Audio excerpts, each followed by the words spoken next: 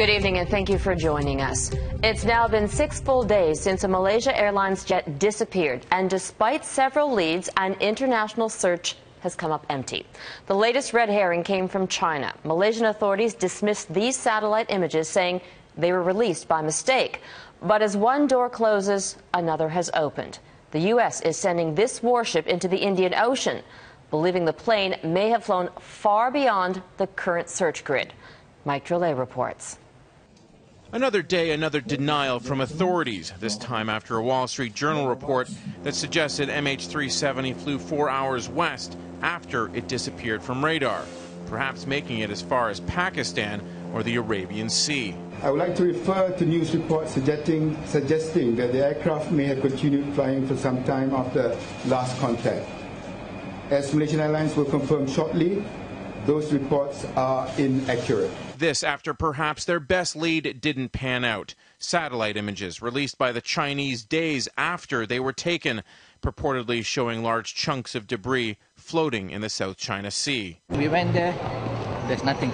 There's nothing. The reports have dragged searchers in every direction. Radar showed the jet turned to the right. Officials then reported it made a U-turn towards land. Or do you believe the Malaysian military report, it made a hard left turn? And now with Indian and Brunei assets being called upon, do they know something they're not telling us? That the plane headed further west than anybody previously thought. The USS Kidd is moving into the Indian Ocean. That's where the U.S. believes the plane crashed into the water. It's my understanding that based on some new information that's not necessarily conclusive, but new information, an additional search area may be opened in the Indian Ocean. So many theories, nothing to show for them. This particular disappearance is right at the confluence of the airspace jurisdictions of 4 or 5 different countries. We've got Vietnam, we've got Cambodia, we've got Thailand, we've got Malaysia, we've got Singapore. It's all in that vicinity, and all of these countries don't necessarily have particularly warm and friendly relationships with each other. The Malaysians have even resorted to calling in a witch doctor to perform a ritual to call back the plane. And families of the missing are so frustrated they've at times attacked and berated airline officials, so tired they are of the same old platitudes. Lacking any sort of closure 6 days after the plane vanished, they've put up giant signs rife with hope. This one says, "I'm waiting for you, Dad." Mike Drolet, Global News.